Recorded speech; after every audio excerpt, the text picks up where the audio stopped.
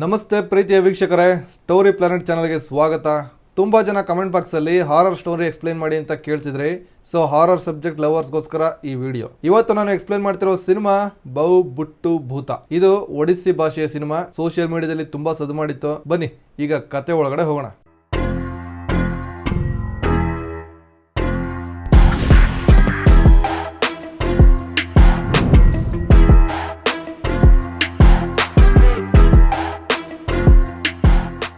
ಒಂದು ಸುಂದರವಾದ ಹಳ್ಳಿ. ಆ ಹಳ್ಳಿಲಿ ಈ ಹೆಂಗಸಿನ ಹೆಸರು ರತ್ನಮಾಲಾ ಅಂತ. ದೆವ್ವ ಬಿಡಿಸೋದ್ರಲ್ಲಿ ರತ್ನಮಾಲಾ ಫೇಮಸ್.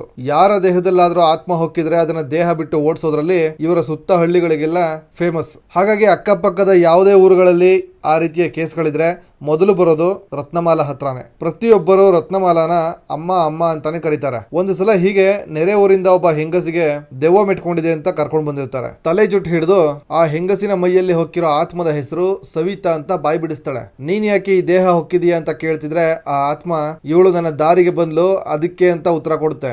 ಆಗ ಯಾವ್ದು ನಿನ್ ದಾರಿ? ನಿನಗೆ ಭೂಮಿ ಮೇಲೆ ಈಗ ಯಾವುದೇ ಅಸ್ತಿತ್ವ ಇಲ್ಲ. ನಿನ್ ಜಾಗಕ್ಕೆ ನೀನು ಹೋಗ್ಬೇಕು. ಸಿಕ್ಕದ್ದಕ್ಕೆಲ್ಲ ಹೊಕ್ಕೋ ಶಕ್ತಿ ನಿನಗಿಲ್ಲ. ದೇಹ ಬಿಟ್ಟು ತೊಲಗು ಅಂತಾಳೆ. ಆಗ ಯಾರಿಗೆ ಶಕ್ತಿ ಇಲ್ಲ ಅಂತಿದೀಯಾ? ನಾನು ಯಾರದೇ ದೇಹ ಯಾವುದೇ ವಸ್ತು ಆಗಿರ್ಲಿ ಪ್ರವೇಶ ಮಾಡಬಲ್ಲೆ ಅಂತಾಳೆ. ಆಗ ರತ್ನಮಾಲಾ, ಹೌದಾ, ನಿನಗೆ ಅಷ್ಟೊಂದು ಶಕ್ತಿ ಇದ್ರೆ ಎಲ್ಲಿ ಈ ಮೀನಿನ ದೇಹಕ್ಕೆ ಒಂದ್ಸಲ ಪ್ರವೇಶ ಮಾಡು ನೋಡೋಣ ಅಂತಾಳೆ. ಆಗ ಆತ್ಮ ಮಾಡಲ್ಲ ಅಂತಾಳೆ. ರತ್ನಮಾಲಾ, ನನಗೆ ಗೊತ್ತು ನಿನ್ ಕೈಲಿ ಮಾಡೋಕ್ ಆಗಲ್ಲ ಅಂತ, ನಿನಗೆ ಅಷ್ಟು ಶಕ್ತಿ ಇಲ್ಲ ಅಂತ ಟ್ರಿಗರ್ ಮಾಡ್ತಾಳೆ. ಮತ್ತೆ ಆ ಹೆಂಗಸಲಿದ್ದ ಆತ್ಮ ನನಗೆ ಶಕ್ತಿ ಬೇಕಾದಷ್ಟಿದೆ ಅಂತಾಳೆ. ಹಾಗಿದ್ರೆ ಈ ಮೀನೊಳಗಡೆ ಹೊಕ್ಕೋ ನೋಡೋಣ, ಆಗ ಒಪ್ಕೋತೀನಿ ಅಂತ ಮತ್ತೆ ಟ್ರಿಗರ್ ಮಾಡ್ತಾಳೆ. ಆಗ ಆ ಆತ್ಮ ಹೆಂಗಸಿನ ದೇಹ ಬಿಟ್ಟು ಮೀನಿನ ದೇಹ ಪ್ರವೇಶ ಮಾಡುತ್ತೆ. ಆ ಮೀನು ಮೂವ್ಮೆಂಟ್ ಮಾಡಿದ ತಕ್ಷಣ ಈ ಯಮ್ಮ ಅದನ್ನ ಕತ್ತರಿಸಿ ಆತ್ಮನ ತೊಲಗಿಸ್ತಾಳೆ. ಇವನ ಹೆಸರು ಬುಟ್ಟು. ಈ ಬುಟ್ಟು ರತ್ನಮಾಲಾ ಮಗ. ಯಾವುದೇ ಕೆಲಸ ಇರಲ್ಲ, ನಿರುದ್ಯೋಗಿಯಾಗಿರ್ತಾನೆ. ಸದ್ಯಕ್ಕೆ ಒಂದು ನೀರಿನ ಹೊಂಡ ಮಾಡಿ ಮೀನಿನ ಬಿಸ್ನೆಸ್ ಮಾಡ್ತಿರ್ತಾನೆ. ಅದರಲ್ಲೂ ಸರಿಯಾಗಿ ಮೀನುಗಳಿರಲ್ಲ. ಬಿಸ್ನೆಸ್ ಲಾಸ್ ಅಲ್ಲಿ ನಡೀತಾ ಇರುತ್ತೆ. ಆದ್ರೆ ಇವರ ಫ್ಯಾಮಿಲಿಯ ಮೇನ್ ಇನ್ಕಮ್ ಅಂದ್ರೆ ಈ ರತ್ನಮಾಲಾ ಮಾಡೋ ದೆವ್ವ ಭೂತ ಬಿಡಿಸೋ ಕೆಲಸದಿಂದಲೇ. ಇವಳೆ ಈ ಮೂವಿ ಹೀರೋಯಿನ್. ರಿಂಕಿ ಅಂತ ಇವಳ ಹೆಸರು. ರಿಂಕಿ ಒಂದು ಮಶ್ರೂಮ್ ಫಾರ್ಮಿಂಗ್ ನಡೆಸ್ತಾ ಇರ್ತಾಳೆ. ಅಪ್ಪ ಹೋಮಿಯೋಪತಿ ಡಾಕ್ಟರ್. ಬುಟ್ಟು ಫ್ಯಾಮಿಲಿಗೆ ಆದಾಯದ ಮೂಲ ಕಡಿಮೆ ಇರೋದ್ರಿಂದ ಸಣ್ಣ ಪುಟ್ಟ ಸಾಲ ಮಾಡ್ಕೊಂಡಿರ್ತಾರೆ. ದುಡ್ಡಿನ ವಿಷಯದಲ್ಲಿ ಅಷ್ಟು ಅನುಕೂಲ ಇರೋದಿಲ್ಲ. ಸಂಘಗಳಲ್ಲಿ ಅವರಮ್ಮ ಸಾಲ ತಗೊಂಡಿರ್ತಾಳೆ. ಬುಟ್ಟು ಫ್ರೆಂಡ್ ಹತ್ರ ಒಂದು ಹಳೆಯ ಡಕೋಟಾ ಬುಲೆಟ್ ಗಾಡಿ ಇರುತ್ತೆ. ಅದು ಎಷ್ಟು ಹಳೇದಂದ್ರೆ ಅದಕ್ಕೆ ಕೀ ಕೂಡ ಇರೋದಿಲ್ಲ. ಯಾವುದೋ ಒಂದು ಮೊಳೆ ಸಿಗಿಸ್ಕೊಂಡು ಆನ್ ಮಾಡ್ಕೊಂಡು ಓಡಿಸ್ತಿರ್ತಾರೆ. ಒಂದು ಸಲ ಒಂದು ಲೇಟೆಸ್ಟ್ ಮಾಡೆಲ್ ಬುಲೆಟ್ ನಿಂತಿರುತ್ತೆ. ಅದನ್ನ ನೋಡಿ ಬುಟ್ಟು ಆಸೆ ಪಟ್ಟು ಇಂಥ ಗಾಡಿ ನನ್ನ ಇಲ್ವಲ್ಲ ಅಂತ ಮುಟ್ಟಿ ಹಂಗೆ ಸುಮ್ನೆ ಮೇಲ್ಗಡೆ ಕೂತ್ಕೋತಾನೆ. ಆಗ ಇದೇ ಊರಲ್ಲಿ ಅವನಿಗೆ ಆಗದೆ ಇರುವಂತ ಒಬ್ಬ ಬಂದು, ನಿನಗೆ ಗಾಡಿ ಮುಟ್ಟೋ ಯೋಗ್ಯತೆನೇ ಇಲ್ಲ, ಯಾವ ಧೈರ್ಯದಿಂದ ನನ್ನ ಗಾಡಿ ಮೇಲೆ ಕೂತಿದ್ಯಾ, ಇಳಿಯೋ ಕೆಳಗಡೆ ಅಂತೆಲ್ಲ ಗಲಾಟೆ ಮಾಡ್ತಾನೆ. ಆಗ ಬುಟ್ಟು ಕೂಡ ತಿರುಗಿಸಿ ಮಾತಾಡ್ತಾನೆ. ಬುಟ್ಟು ಜೊತೆ ಜಗಳ ಮಾಡ್ತಿದ್ದಾನಲ್ಲ ಇವನು ಈ ಊರಿನ ಮುಖ್ಯಸ್ಥನ ಮಗ. ಇವರ ಪೂರ್ವಜರು ಬುಟ್ಟು ಫ್ಯಾಮಿಲಿಗೆ ಒಂದು ಜಾಗನ ದಾನವಾಗಿ ಕೊಟ್ಟಿರ್ತಾರೆ. ಆದ್ರೆ ಆ ಜಾಗದ ಯಾವುದೇ ಆಸ್ತಿ ಪತ್ರ ಇವರ ಹತ್ರ ಇರಲ್ಲ. ಇವನಿಗೆ ನಮ್ಮ ತಾತ ಬಿಟ್ಟಿ ಜಾಗ ಕೊಟ್ಟಿದಾರಲ್ಲ ಅನ್ನೋ ಹೊಟ್ಟೆ ಊರಿಗೆ ಆಗಾಗ ಇವನ ಮೇಲೆ ಜಗಳ ಮಾಡ್ತಿರ್ತಾನೆ. ಈ ಊರಲ್ಲಿ ನಿಮ್ಮ ಕುಟುಂಬದ್ದು ಯಾವುದೇ ಅಸ್ತಿತ್ವ ಇಲ್ಲ. ನಮ್ಮ ತಾತ ನಿಮಗೆ ಭಿಕ್ಷೆಯಾಗಿ ಒಂದು ಜಾಗ ನೀಡಿದ್ದಾರೆ, ಅದನ್ನ ನಿಮ್ಮದೇ ಅಂತ ವಾದ ಮಾಡ್ತೀಯಲ್ಲ, ನಿಂದಾಗಿದ್ರೆ ಪೇಪರ್ ತೋರ್ಸು ಅಂತೆಲ್ಲ ಇನ್ನು ಕೇವಲವಾಗಿ ಅವಮಾನ ಮಾಡ್ತಿರ್ತಾನೆ. ಅದು ಅಲ್ಲದೆ ಇವರ ಅಮ್ಮ ಮಾಟ ಮಂತ್ರದ ಕೆಲಸಗಳನ್ನ ಮಾಡೋದ್ರಿಂದ ಎಲ್ಲರಿಗೂ ಇದ್ರ ಮೇಲೆ ನಂಬಿಕೆ ಇರೋದಿಲ್ಲ. ನಂಬಿಕೆ ಇಲ್ಲದವರು ಸ್ವಲ್ಪ ಕೇವಲವಾಗಿ ಮಾತಾಡ್ತಾರೆ. ಈ ತರ ಅವಮಾನ ಆದಾಗೆಲ್ಲ ನಾನು ಈ ಊರಲ್ಲಿ ಇರಲ್ಲ, ದುಬೈಗೆ ಹೋಗ್ಬಿಡ್ತೀನಿ, ನನಗೆ ಸ್ವಲ್ಪ ದುಡ್ಡು ಕೊಡು ಅಂತ ಅವ್ರ ಅಮ್ಮನ ಹತ್ರ ಕೇಳ್ತಿರ್ತಾನೆ. ಅದಕ್ಕೆ ಅವರಮ್ಮ ಸಂಘಗಳಲ್ಲಿ ಸಾಲ ಮಾಡಿ ನಿನಗೆ ಆ ಮೀನಿನ ಹೊಂಡ ಮಾಡೋಕೆ ದುಡ್ಡು ಕೊಟ್ಟೆ, ಅದು ಯಾವುದೇ ಲಾಭನ ಕೊಡ್ತಾ ಇಲ್ಲ, ಇನ್ನು ಹೊರಗಡೆ ಹೋಗಿ ನೀನ್ ಏನ್ ಮಾಡ್ತೀಯ ಅಂತ ಅಂತಿರ್ತಾಳೆ. ಸೊ ಇದೇ ಕಾರಣಕ್ಕೆ ಆಗಾಗ ಅಮ್ಮ ಮಗನ ನಡುವೆ ಜಗಳ ಆಗ್ತಾ ಇರುತ್ತೆ. ಒಂದು ಸಲ ಈ ರೀತಿ ಜಗಳ ಆದಾಗ ನೀನು ಹೀಗೆ ಎಲ್ಲದಕ್ಕೂ ಅಡ್ಡ ಬರ್ತೀಯ ಅಂತಾನೆ ನಮ್ಮ ಅಪ್ಪ ಸತ್ತಿದ್ದು ಅಂದ್ಬಿಡ್ತಾನೆ. ಆಗ ಅವರಮ್ಮ ಅಪ್ಸೆಟ್ ಆಗ್ಬಿಡ್ತಾರೆ. ಯಾಕಂದ್ರೆ ಅವಳ ಗಂಡ ಮರಕ್ಕೆ ನೇಣು ಹಾಕೊಂಡು ಸತ್ತೋಗಿರ್ತಾನೆ. ಅದಕ್ಕೆ ಕಾರಣ ಮುಂದೆ ಗೊತ್ತಾಗುತ್ತೆ. ಬುಟ್ಟು ಚಿಕ್ಕವನಾಗಿದ್ದಾಗ ಅವರ ತಂದೆ ತುಂಬಾ ಸಾಲ ಮಾಡ್ಕೊಂಡು ಒಂದು ಸಲ ಹೆಂಡತಿ ಹತ್ರ, ನಿನಗೆ ಗೊತ್ತಿರುವ ಮಾಟ ಮಂತ್ರದ ವಿದ್ಯೆಗಳನ್ನ ನೀನು ಸರಿಯಾಗಿ ಬಳಸ್ಕೊಂಡ್ರೆ ನಾವು ರಾತ್ರೋರಾತ್ರಿ ಶ್ರೀಮಂತರಾಗಬಹುದು, ನೀನ್ ನನಗೆ ಸಹಕಾರ ಕೊಡು, ಹೇಗಿದ್ರು ನಿನಗೆ ದೆವ್ವ ಬಿಡಿಸೋದು ಗೊತ್ತು, ಇದನ್ನೇ ಬಂಡವಾಳ ಮಾಡ್ಕೊಂಡು ನಾವು ಬದುಕು ಕಟ್ಕೋಬಹುದು, ಅಷ್ಟೇ ಅಲ್ಲ ನನ್ನ ಸಾಲ ಎಲ್ಲ ತೀರಿಸಬಹುದು ಅಂತ ಕೇಳ್ತಾನೆ. ಆದ್ರೆ ರತ್ನಮಾಲಾ ಅದಕ್ಕೆಲ್ಲ ಒಪ್ಪೋದಿಲ್ಲ. ಯಾಕಂದ್ರೆ ಇದನ್ನ ಒಂದು ಸೇವೆ ರೀತಿ ಮಾಡೋಣ, ಸ್ವಲ್ಪ ಹಣ ಬಂದ್ರೆ ಸಾಕು, ಅತ್ಯಾಸೆ ಮಾಡೋದು ಬೇಡ, ತಪ್ಪುದಾರ ಹಿಡಿಯೋದು ಬೇಡ ಅನ್ನೋದು ಅವಳ ವಾದ. ರತ್ನಮಾಲಾ ಆ ದಿನ ಹಗಲಲ್ಲಿ ಮನೆ ಮುಂದೆ ಕಸ ಗುಡಿಸ್ಬೇಕಾದ್ರೆ ಬೆಳಿಗ್ಗೆ ಸಮಯ ಮನೆ ಮುಂದೆ ಗೂಬೆ ಕೂತಿರೋದನ್ನ ನೋಡ್ತಾಳೆ. ಇದು ಏನೋ ಅಶುಭದ ಸೂಚನೆ ಅನ್ನೋ ರೀತಿ ಅವಳಿಗೆ ಸ್ವಲ್ಪ ಆತಂಕ ಆಗುತ್ತೆ. ಅದೇ ದಿನ ಬೇಡ ಅಂದ್ರು ಬುಟ್ಟು ನಾನು ದುಬೈಗೆ ಹೋಗ್ತೀನಿ ಅಂತ ಹೇಳಿ ಅವನ ಫ್ರೆಂಡ್ ಜೊತೆ ವೀಸಾ ಪಾಸ್ಪೋರ್ಟ್ ಏಜೆಂಟ್ ಹತ್ರ ಮಾತಾಡೋಕೆ ಸಿಟಿಗೆ ಹೋಗಿರ್ತಾನೆ. ಬರೋ ಅಷ್ಟರಲ್ಲಿ ರಾತ್ರಿ ಆಗಿರುತ್ತೆ. ಬುಟ್ಟು ಅಮ್ಮ ಭಯದಿಂದ ಕಾಯ್ತಾ ಕೂತಿರ್ತಾಳೆ. ಈ ಕಡೆ ಬುಟ್ಟು ಮತ್ತು ಅವನ ಫ್ರೆಂಡ್ ಗಾಡಿಲಿ ಬರ್ಬೇಕಾದ್ರೆ ಅದರ ಕೀ ಬಿದ್ದೋಗುತ್ತೆ. ಅದೇ ಮೊಳೆ ತರ ಇತ್ತಲ್ಲ ಆ ಕೀ. ಗಾಡಿ ಬೇರೆ ಆಫ್ ಆಗಿರುತ್ತೆ, ಕತ್ತಲೆ. ಕೀ ಎಲ್ಲಿ ಬಿದ್ದಿದೆ ಹುಡ್ಕೋಣ ಅಂತ ಮೊಬೈಲ್ ಟಾರ್ಚ್ ಹಾಕೊಂಡು ಇಬ್ರು ಹುಡುಕ್ತಿರ್ತಾರೆ. ಆಗ ದಾರಿಯಿಂದ ಸ್ವಲ್ಪ ದೂರದಲ್ಲಿ ಒಂದು ಮರ ಬುಟ್ಟುನ ಸೆಳೆಯೋ ತರ ಆಗ್ತಿರುತ್ತೆ. ಇಡೀ ವಾತಾವರಣ ನಿಶಬ್ದವಾದ ಗಾಢ ಕತ್ತಲಿಂದ ಕೂಡಿರುತ್ತೆ. ಬುಟ್ಟು ಫ್ರೆಂಡ್ ಕೀ ಹುಡುಕ್ತಿದ್ದಾನೆ. ಹಿಂದೆ ತಿರುಗಿ ನೋಡಿದ್ರೆ ಬುಟ್ಟು ಕಾಣಿಸ್ತಿಲ್ಲ. ಈಗ ಬುಟ್ಟುನ ಕೂಕೊಂಡು ಹುಡುಕೊಂಡು ಮರದ ಹತ್ರ ಹೋಗ್ತಾನೆ. ಇವನು ಮೊಳೆ ಹಿಡ್ಕೊಂಡು ಅಲ್ಲಿ ಪ್ರಜ್ಞೆ ಇಲ್ದವನಂಗೆ ಬಿದ್ದಿದ್ದಾನೆ. ಅವನ ಫ್ರೆಂಡ್ ಕತ್ತಲೆಯಲ್ಲಿ ಅವನ ಕೈಯಲ್ಲಿದ್ದ ಮೊಳೆ ಮಾತ್ರ ನೋಡಿ ಅದನ್ನ ಇಸ್ಕೊಂಡು ಸದ್ಯಕ್ಕೆ ಇದ್ರಲ್ಲೇ ಗಾಡಿ ಸ್ಟಾರ್ಟ್ ಮಾಡೋಣ ಅಂತ ಹೋಗಿ ಆನ್ ಮಾಡ್ತಾನೆ. ಬುಟ್ಟು ಗಾಡಿ ಹತ್ರ ಬಂದು ಹಂಗೆ ಸ್ತಬ್ಧವಾಗಿ ನಿಂತಿದ್ದಾನೆ. ಅವನ ಫ್ರೆಂಡ್ ಯಾಕೋ ಹಾಗೆ ಕಲ್ತರ ನಿಂತುಬಿಟ್ಟೆ, ಗಾಡಿ ಹತ್ತು ಅಂತ ಹೇಳಿ ಕರ್ಕೊಂಡು ಹೋಗ್ತಾನೆ. ಮಾರನೇ ದಿನ ರಾತ್ರಿ ಈ ತಾತನ ಒಂದು ಮೇಕೆ ಕಾಣಿಸ್ತಿರಲ್ಲ. ಅದನ್ನ ತುಂಬಾ ಕಡೆ ಹುಡುಕ್ತಾನೆ, ಎಲ್ಲೂ ಸಿಕ್ತಿಲ್ಲ. ತಪ್ಪಿಸ್ಕೊಂಡು ತೋಟದ ಕಡೆ ಏನಾದ್ರು ಹೋಗಿದ್ಯಾ ಅಂತ ಟಾರ್ಚ್ ಹಾಕೊಂಡು ಹುಡುಕ್ತಾ ಹೋಗ್ತಾನೆ. ಮೇಕೆ ಇಲ್ಲೆಲ್ಲೋ ನಿಂತ್ಕೊಂಡು ಕೂಗ್ತಿರುತ್ತೆ. ಈ ತಾತ ಅದನ್ನ ಹುಡ್ಕೊಂಡು ಹೋಗೋ ಅಷ್ಟ್ರಲ್ಲಿ ಸರಕ್ ಅಂತ ಅಗೋಚರ ಶಕ್ತಿ ಎತ್ಕೊಂಡ್ ಬಿಡುತ್ತೆ. ಈಗ ಬೆಳಿಗ್ಗೆ ಆದ್ರೆ ಬುಟ್ಟು ಅವರ ಮನೆಯಲ್ಲಿ ಮಟನ್ ಕರಿ ಮಾಡೋಕೆ ರೆಡಿ ಮಾಡ್ತಿರ್ತಾನೆ. ರತ್ನಮಾಲಾ ಸಂಜೆ ಎಣ್ಣೆ ಹೊಡಿಯೋಕೆ ಹೋಗ್ತಾಳೆ. ಅಲ್ಲಿ ಇತ್ತೀಚೆಗೆ ಊರಲ್ಲಿ ಕಾಣೆಯಾದ ಮೇಕೆಗಳ ಬಗ್ಗೆ ಯಾರು ಈ ರೀತಿ ಎಲ್ಲ ಮಾಡ್ತಿದ್ದಾರೆ ಅಂತ ಕುತೂಹಲದಿಂದ ಮಾತಾಡ್ತಾ ಇರ್ತಾರೆ. ಬೆಳಿಗ್ಗೆ ಜನರೆಲ್ಲ ಒಂದು ಮೇಕೆ ಅಸ್ಥಿ ಪಂಜರವನ್ನ ಗುಂಪು ಕಟ್ಕೊಂಡು ನೋಡ್ತಿರ್ತಾರೆ. ಇರೋ ಬರೋ ಮಾಂಸ ಎಲ್ಲಾ ತಿಂದು ಬರೀ ಮೂಳೆ ಬಿಟ್ಟೋಗಿರುತ್ತೆ. ಯಾವ್ದಾದ್ರು ಪ್ರಾಣಿ ಬೇಟೆ ಆಡಿರ್ಬೋದು ಅಂತ ಮಾತಾಡ್ಕೊಳ್ತಿರ್ತಾರೆ. ಆಗ ಒಬ್ಬ ಇದು ಪ್ರಾಣಿ ಬೇಟೆ ಅಲ್ಲ, ಯಾರೋ ಮನುಷ್ಯ ಮಾಡಿರೋದು ಅಂತ ಅನಿಸ್ತಿದೆ, ಅವನು ಯಾರು ಅಂತ ಬೇಗ ಪತ್ತೆ ಹಚ್ಚಬೇಕು ಅಂತಾನೆ. ಬುಟ್ಟು ಒಂದು ಸಲ ರಿಂಕಿ ಮನೆಗೆ ಹೋಗಿ ನಿನ್ ಹತ್ರ ಸ್ವಲ್ಪ ಮಾತಾಡ್ಬೇಕು ಅಂತ ಕರಿತಾನೆ. ರಿಂಕಿ ಡ್ಯಾಮ್ ಹತ್ರ ಮಾತಾಡೋಕೆ ಹೋದಾಗ ಏನು ಮಾತಾಡದೆ ನಿಂತಿರ್ತಾನೆ. ಏನ್ ಕರೆದಿದ್ದು ಅಂತ ಕೇಳಿದಾಗ ಬುಟ್ಟು ಮುತ್ತು ಕೊಟ್ಬಿಡ್ತಾನೆ. ರಿಂಕಿ ಇದಕ್ಕೆ ನನ್ನ ಕರೆದಿದ್ದು ಅಂತ ಕೋಪ ಮಾಡ್ಕೊಂಡು ಹೋಗ್ಬಿಡ್ತಾಳೆ. ರತ್ನಮಾಲಾ ಹತ್ರ ಈ ಸಲ ಇನ್ನೊಬ್ಬ ಮಹಿಳೆಗೆ ದೆವ್ವ ಹಿಡ್ಕೊಂಡಿದೆ ಅಂತ ಕರ್ಕೊಂಡು ಬಂದಿರ್ತಾರೆ. ತುಂಬಾ ವಿಚಿತ್ರವಾಗಿ ಆಡ್ತಿರ್ತಾಳೆ. ಅದೇ ಟೈಮ್ಗೆ ಬುಟ್ಟು ಮನೆಗೆ ಹೋಗ್ತಿರ್ತಾನೆ. ಅವನನ್ನ ನೋಡಿ ಇವಳು ನಿನ್ನ ಮಗನನ್ನ ನಿನ್ನಿಂದ ದೂರ ಮಾಡ್ತಾನೆ ಅಂತ ಹೇಳ್ಕೊಂಡು ನಗ್ತಿರ್ತಾಳೆ. ಯಾರು ಅಂತ ರತ್ನಮಾಲಾ ಕೇಳಿದ್ರೆ ಉತ್ತರ ಕೊಡದೆ ತನ್ನ ನಾಲ್ಗೆನ ತಾನೇ ಕಚ್ಕೊಂಡು ನಾಲ್ಗೆನೆ ಕಟ್ ಮಾಡ್ಕೊಂಡ್ ಬಿಡ್ತಾಳೆ. ಬುಟ್ಟು ನಡವಳಿಕೆ ಹಾವಭಾವದಲ್ಲಿ ತುಂಬಾ ಬದಲಾವಣೆಗಳಾಗಿವೆ. ಈ ಹೆಂಗಸಿನ ಮೈ ಮೇಲಿನ ಆತ್ಮ ನಿನ್ನ ಮಗನನ್ನ ಅವನು ಸುಮ್ನೆ ಬಿಡಲ್ಲ ಅಂತ ಹೇಳೋದ್ರ ಹಿಂದೆ ಒಂದು ಕಾರಣ ಇದೆ. ಅದೇನು ಅಂತ ಮುಂದೆ ಹೋಗ್ತಾ ಹೋಗ್ತಾ ಗೊತ್ತಾಗುತ್ತೆ. ಅದೇ ರಾತ್ರಿ ಊರಿನ ಜನರೆಲ್ಲ ಪ್ರತಿದಿನ ಮೇಕೆಗಳು ಕಾಣೆ ಆಗ್ತಿವೆಯಲ್ಲ ಅಂತ ಗುಂಪು ಕಟ್ಕೊಂಡು ಬೆಂಕಿ ಪಂಜು ಹಿಡ್ಕೊಂಡು ಯಾರಿರ್ಬಹುದು ನೋಡೋಣ ಅಂತ ಹುಡ್ಕೊಂಡು ಕಾಡಿಗೆ ಬರ್ತಾರೆ. ಅವ್ರ ಪಾಡಿಗೆ ಅವರು ಮಾತಾಡ್ಕೊಂಡು ಹೋಗ್ತಿದ್ರೆ ಅವರ ಸುತ್ತಮುತ್ತ ಸರಕ್ ಅಂತ ಏನೋ ಪಾಸ್ ಆದ ಹಾಗೆ ಅನ್ಸುತ್ತೆ. ಎಲ್ಲರೂ ಗಾಬರಿಯಾಗಿ ಏನಿರ್ಬಹುದು ಅಂತ ನೋಡಕ್ ಹೋಗ್ತಾರೆ, ಆದ್ರೆ ಏನೂ ಸಿಗಲ್ಲ. ಈ ಕಡೆ ರತ್ನಮಾಲಾ ಮಲಗಿದ್ದಾಗ ಮುಖದ ಮೇಲೆ ರಕ್ತ ತೊಟ್ಟಿಕೋದು, ಕಣ್ಣು ಬಿಟ್ಟು ಆ ಕಡೆ ಈ ಕಡೆ ನೋಡಿದಾಗ ಹಿಂದೆನೆ ದೆವ್ವ ಬಿಡ್ಸೋಕೆ ಕರ್ಕೊಂಡ್ ಬಂದಿದ್ರಲ್ಲ ಆ ಯಮ್ಮ ಇರೋದು, ಅವಳು ನಿನ್ನ ಮಗನನ್ನ ಅವನು ಸುಮ್ನೆ ಬಿಡಲ್ಲ ಅಂತ ಹೇಳೋದು, ಈ ರೀತಿಯ ಕನ್ಸುಗಳು ಬೀಳ್ತಿರ್ತವೆ. ಮಧ್ಯರಾತ್ರಿ ಹೆದರ್ಕೊಂಡು ನೀರ್ ಕುಡಿಯೋಣ ಅಂತ ಅಡಿಗೆ ಮನೆಗೆ ಹೋಗ್ತಾಳೆ. ಆಗ ಲೈಟ್ ಫ್ಲಿಕರಿಂಗ್ ಆಗುತ್ತೆ. ಈಗ ಹಿಂದೆ ಕಿಟಕಿಲಿ ಯಾರೋ ಓಡ್ ಹೋದಾಗ ಅನ್ಸುತ್ತೆ. ಟಾರ್ಚ್ ಹಾಕೊಂಡು ಸುತ್ತಮುತ್ತ ಮನೇಲೆಲ್ಲ ಒಂದು ರೌಂಡ್ ನೋಡ್ತಾಳೆ. ಎಲ್ಲೂ ನೋಡಿದ್ರು ಏನೂ ಸಿಗೋದಿಲ್ಲ. ಈಗ ಮಗ ಬುಟ್ಟು ರೂಮ್ ಹತ್ರ ಹೋಗಿ ಬಾಗಿಲಲ್ಲಿ ಇಣಿಕಿ ನೋಡ್ತಾಳೆ. ಅವನು ಮಲಗಿರ್ತಾನೆ. ಸರಿ ಅಂತ ಈ ಕಡೆ ಬಂದ್ರೆ ಡೋರ್ ಸ್ವಲ್ಪ ಓಪನ್ ಆಗುತ್ತೆ. ಮತ್ತೆ ಇಣಿಕಿ ನೋಡ್ತಾಳೆ. ಬುಟ್ಟು ಮಲಗಿದ್ದಾನೆ. ಆದ್ರೆ ಕೆಳಗಡೆ ಕಣ್ಣು ಹಾಯಿಸಿದ್ರೆ ಅಲ್ಲಿ ಮಾಂಸದ ಚೆಪ್ಪೆ ಬಿದ್ದಿದೆ. ರತ್ನಮಾಲಾಗೆ ತುಂಬಾ ಆತಂಕ ಆಗುತ್ತೆ. ಈಗ ಬೆಳಿಗ್ಗೆ ಆಗುತ್ತೆ. ಊರಲ್ಲಿ ಹಬ್ಬ. ಅವತ್ತಿನ ದಿನ ರಿಂಕಿ ದೇವರಿಗೆ ಕೈ ಮುಗಿತಾ ನಿಂತಿದ್ರೆ ಬುಟ್ಟು ಅವಳ ಪಕ್ಕದಲ್ಲಿ ನಿಂತು ಐ ಲವ್ ಯು ಅಂತ ಪ್ರಪೋಸ್ ಮಾಡ್ತಾನೆ. ಅವಳಿಗೂ ಎಲ್ಲೋ ಒಂದ್ ಕಡೆ ಇಷ್ಟ ಇರುತ್ತೆ, ಆದ್ರೂ ಸುಮ್ಮನೆ ಇಲ್ದವಳ ತರ ನಾಟಕ ಆಡ್ತಾ ಇರ್ತಾಳೆ. ಅವತ್ತು ಜೋರಾಗಿ ಹಾಡು ಕುಣಿತ ಎಲ್ಲ ನಡೆಯುತ್ತೆ. ಮಗ ಇಲ್ಲಿ ಡ್ಯಾನ್ಸ್ ಮಾಡ್ತಿದ್ರೆ ಅವ್ರ ಅಮ್ಮ ರತ್ನಮಾಲಾ ಅವನ ಕೊಠಡಿಗೆ ಹೋಗಿ ಅನುಮಾನದಿಂದ ಸರ್ಚ್ ಮಾಡ್ತಿರ್ತಾಳೆ. ರಾತ್ರಿ ಆಗುತ್ತೆ. ಮಗ ಮನೆಗೆ ಬರ್ತಾನೆ. ರತ್ನಮಾಲಾ ಅವನನ್ನೇ ಅನುಮಾನದಿಂದ ನೋಡ್ತಿರ್ತಾಳೆ. ಅವಳಿಗೆ ಏನೋ ಬದಲಾವಣೆ ಆಗಿದೆ ಅನ್ನೋ ರೀತಿ ಸೆನ್ಸ್ ಆಗ್ತಿರುತ್ತೆ. ಮಗನನ್ನೇ ಹಿಂಬಾಲಿಸ್ಕೊಂಡು ಅವನ ರೂಮ್ ಹತ್ರ ಬರ್ತಾಳೆ. ಅವಳು ದೂರದಿಂದ ಅಬ್ಸರ್ವ್ ಮಾಡ್ತಿರುವಾಗ ಅವಳ ಹತ್ರ ಒಂದು ನಿಂಬೆ ಹಣ್ಣು ಬಂದು ಬೀಳುತ್ತೆ. ರತ್ನಮಾಲಾ ಬುಟ್ಟು ರೂಮ್ ಕಡೆ ತಿರುಗಿದ್ರೆ ನಿಧಾನವಾಗಿ ಡೋರ್ ಓಪನ್ ಆಗುತ್ತೆ. ಬುಟ್ಟು ಕುಳಿತಿದ್ದಾನೆ. ಅವನು ಕುಳಿತಿರೋ ದಾಟಿ ನೋಡಿದ ರತ್ನಮಾಲಾಗೆ ಇದು ನನ್ನ ಮಗ ಅಲ್ಲ ಅಂತ ಅರ್ಥ ಆಗಿ ಯಾರ್ ನೀನು ಅಂತ ಕೇಳ್ತಾಳೆ.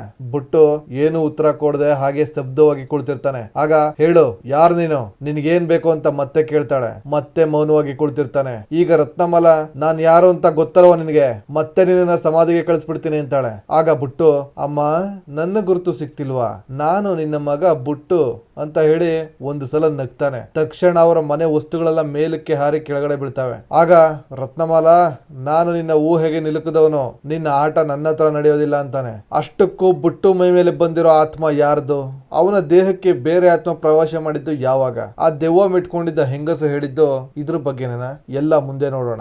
ಈಗ ರತ್ನಮಾಲಾ ತನ್ನ ಫ್ಲಾಶ್ ಬ್ಯಾಕ್ ನೆನಪಿಸ್ಕೊಳ್ತಾಳೆ. ತನ್ನ ಗಂಡ ಅವಳ ಹತ್ರ ಜಗಳ ಮಾಡ್ತಿದ್ದು ನೀನ್ ಇಲ್ದೆ ನನ್ ನನ್ನ ಕೈಲಿ ಬದುಕೋಕಾಗಲ್ಲ ಅನ್ಕೊಂಡಿದ್ಯಾ ಅಂತ ಹೇಳಿ ಅಕ್ರಮ ಹಣನ ತಂದು ಅವಳ ಮುಖದ ಮೇಲೆ ಎಸ್ತಿದ್ದು ಆ ಕಷ್ಟದ ದಿನಗಳನ್ನ ನೆನಪು ಮಾಡ್ಕೊಳ್ತಾಳೆ. ಈಗ ಅವಳ ಗಂಡ ಇಲ್ಲ ಅಂದ್ರೆ ಮಗನ ಮೈ ಮೇಲೆ ಬಂದಿರೋದು ತಂದೆಯ ಆತ್ಮನ ನೋಡೋಣ. ಬೆಳಿಗ್ಗೆ ಆದ್ರೆ ಮಗ ಬುಟ್ಟು ಅವನಿಗವನೇ ಮಟನ್ ಕರಿ ಮಾಡ್ಕೊಂಡು ತಟ್ಟೆಗೆ ಹಾಕೊಳ್ತಿರ್ತಾನೆ. ಆಗ ಅಲ್ಲಿಗೆ ರತ್ನಮಾಲ ಬರ್ತಾಳೆ. ಆಗ ಬುಟ್ಟು, ಅಮ್ಮ ಮಟನ್ ತಿಂತೀಯಾ ಹೇಳು, ಯಾಕೋ ಭಯ ಬಿದ್ದರೂ ಆಗಿದ್ಯಾ ಅಂತ ಕೇಳ್ತಾನೆ. ರತ್ನಮಾಲ ಸುಮ್ನಿರ್ತಾಳೆ. ಅವನ್ ಪಡ್ಗ ಅವನು ಊಟ ಮಾಡ್ಕೊಂಡು ದುಡ್ಡು ಎಣ್ಣೆ ಮಟನ್ ಏನೇ ಬೇಕಂದ್ರು ನನ್ನ ಕೇಳು, ನಿನ್ಗೆ ಏನ್ ಬೇಕು ಎಲ್ಲಾ ಕೊಡ್ತೀನಿ ಅಂತಾನೆ. ರತ್ನಮಾಲ ಯಾವ್ದಕ್ಕೂ ಉತ್ತರ ಕೊಡದೆ ಹಾಗೆ ನೋಡ್ತಿರ್ತಾಳೆ. ಆಗ ಹೇಳ್ತಿರೋದು ಕೇಳಿಸ್ತಿಲ್ವ ಅನ್ಕೊಂಡು ಹೋಗಿ ರೂಮಲ್ಲಿ ಕೂತ್ಕೊಂಡು ಟೇಬಲ್ ಮೇಲೆ ಸ್ವಲ್ಪ ದುಡ್ಡು ಇಟ್ಟಿದ್ದೀನಿ, ಹೋಗಿ ತಗೋ ಅಂತ ಹೇಳ್ತಾನೆ. ತಕ್ಷಣ ಆಟೋಮೆಟಿಕ್ ಆಗಿ ಡೋರ್ ಕ್ಲೋಸ್ ಆಗುತ್ತೆ.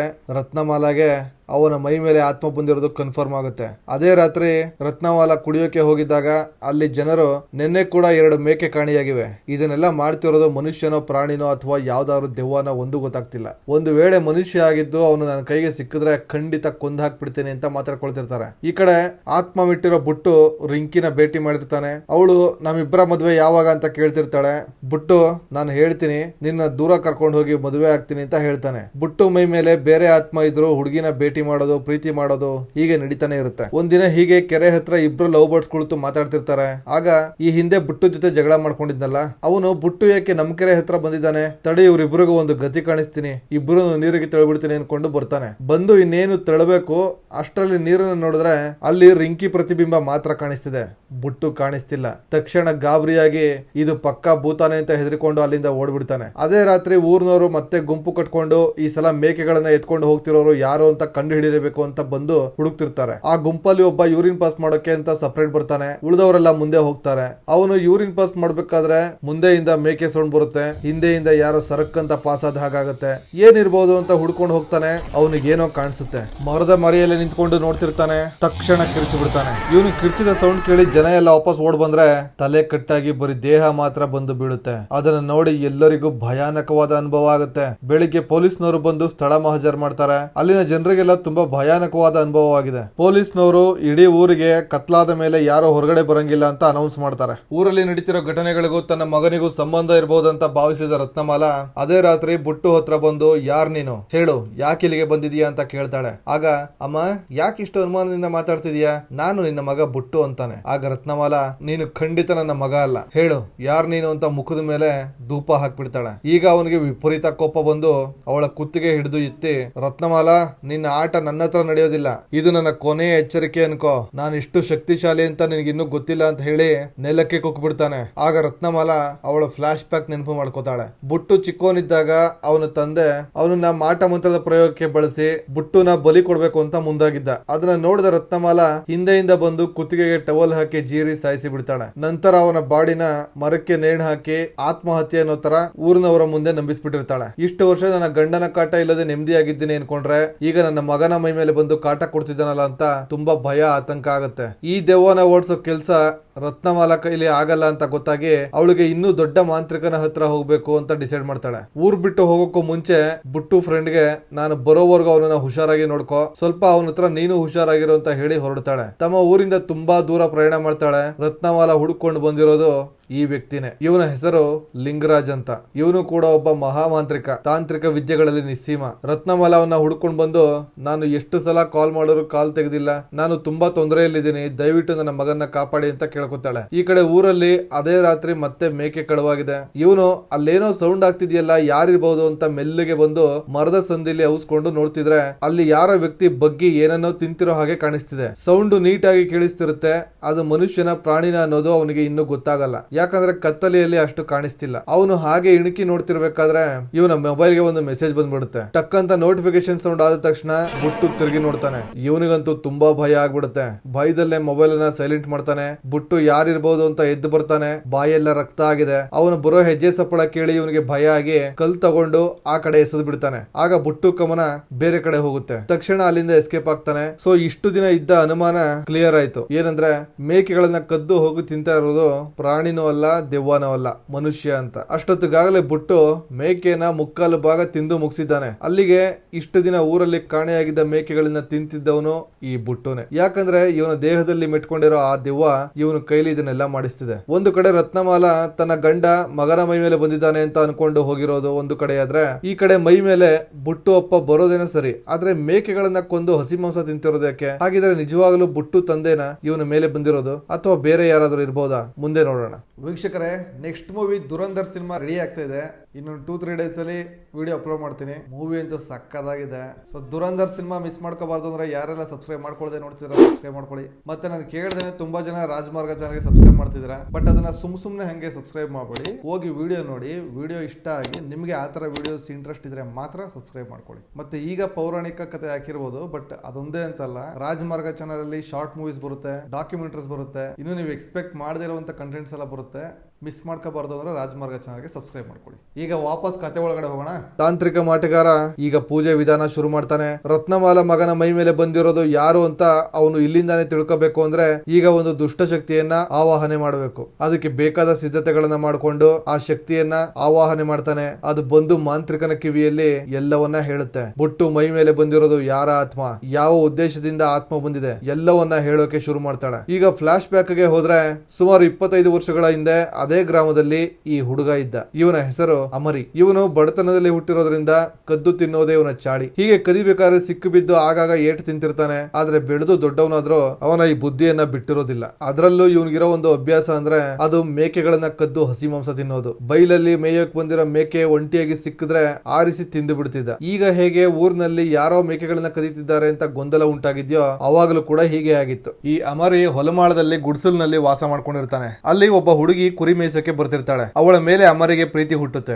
ಅವಳು ಕೂಡ ಅಮರಿ ಪ್ರೀತಿಗೆ ಸ್ಪಂದಿಸ್ತಾಳೆ. ಇಬ್ಬರಿಗೂ ಒಬ್ಬರ ಮೇಲೆ ಒಬ್ಬರಿಗೆ ಆಕರ್ಷಣೆ ಆಗಿರುತ್ತೆ. ಈ ಕಡೆ ಊರಲ್ಲಿ ಅವರಪ್ಪ ಇಲ್ಲಿವರೆಗೂ ನಮ್ಮ ಊರಲ್ಲಿ ಎಷ್ಟೋ ಮೇಕೆಗಳು ಕಾಣೆಯಾಗಿದ್ರು ನಮ್ಮಿಂದ ಏನು ಮಾಡಕ್ಕಾಗ್ಲಿವಲ್ಲ, ಇದ್ರ ಹಿಂದೆ ಯಾರಿದ್ದಾರೆ ಅಂತ ಪತ್ತೆ ಹಚ್ಚೋಕಾಗ್ತಿಲ್ಲ, ನಾವು ಗ್ರಾಮ ದೇವತೆಯಲ್ಲಿ ಹರಕೆ ಮಾಡ್ಕೋಬೇಕು ಅಂತ ಮಾತಾಡ್ಕೊಳ್ತಿರ್ತಾರೆ. ಅದೇ ಟೈಮ್ಗೆ ಒಬ್ಬ ಚಿಕ್ಕ ಹುಡುಗ ಬಂದು ನಾನು ಅಮರಿ ಮೇಕೆ ಹಿಡ್ಕೊಂಡು ಹೋಗೋದನ್ನ ನೋಡಿದೆ ಅಂತ ಹೇಳ್ತಾನೆ. ತಕ್ಷಣ ಎಲ್ಲಾ ಶಾಕ್ ಆಗ್ತಾರೆ. ಈ ಕಡೆ ಅಮರಿ ಆ ವ್ಯಕ್ತಿಯ ಮಗಳ ಜೊತೆ ಗುಡಿಸಲಿನಲ್ಲಿ ಸರ್ಸಾಡ್ತಿರ್ತಾನೆ. ಅದೇ ಸಮಯಕ್ಕೆ ಜನಗಳೆಲ್ಲ ಕೈಯಲ್ಲಿ ದೊಣ್ಣೆ ಹಿಡ್ಕೊಂಡು ಅವನ ಗುಡಿಸಲ ಹತ್ರ ಓಡಿ ಹೋಗ್ತಿರ್ತಾರೆ. ಒಳಗಡೆ ಬಾಗಿಲು ತೆಗೆದು ನೋಡ್ತಾರೆ. ಅಲ್ಲಿ ಈ ವ್ಯಕ್ತಿಯ ಮಗಳು ಸತ್ತು ಬಿದ್ದಿದ್ದಾಳೆ. ಅಮರಿ ಅವಳ ಪಕ್ಕದಲ್ಲಿ ಕುಳಿತಿದ್ದಾನೆ. ಜನಗಳೆಲ್ಲ ಅಮರಿ ಕೈ ಕಾಲು ಕಟ್ಟಿ ನಾಯಿ ತರ ಎಳ್ಕೊಂಡು ಹೋಗ್ತಾರೆ. ಪ್ರತಿಯೊಬ್ಬರು ದೊಣ್ಣೆಗಳು ತಗೊಂಡು ಹಿಗ್ಗ ಮುಗ್ಗ ಪಡಿತಾರೆ. ಅವನನ್ನ ಎಳ್ಕೊಂಡು ಹೋಗಿ ಮರಕ್ಕೆ ಕಟ್ಟಿ ಹಾಕಿ ಅವರಪ್ಪ ನನ್ನ ಮಗಳನ್ನ ಕೊಂದುಬಿಟ್ಟೆ ಅಲ್ವಾ ಅಂತಾನೆ. ಅಮರಿ ಇಲ್ಲ, ನಾನು ಅವಳನ್ನ ಕೊಂದಿಲ್ಲ ಅಂತಾನೆ. ಅವನು ಏನೇ ಹೇಳ್ತಿದ್ರು ಅದನ್ನ ಕೇಳಿಸ್ಕೊಳ್ಳೋ ಸಂಯಮ ಯಾರಿಗೂ ಇಲ್ಲ. ಎಲ್ಲರೂ ಇಷ್ಟ ಬಂದು ಹಾಗೆ ಹೊಡಿತಾರೆ. ನಂತರ ಬೆಂಕಿಲಿ ಕಾಯಿಸಿ ಹದ ಮಾಡಿ ಚೂಪಾದ ಮೊಳೆನ ರೆಡಿ ಮಾಡಿ ಅವನ ತಲೆಗೆ ಪೆಟ್ಟು ಬಿಡ್ತಾರೆ. ಅವನು ಸತ್ರು ಬಿಡದೆ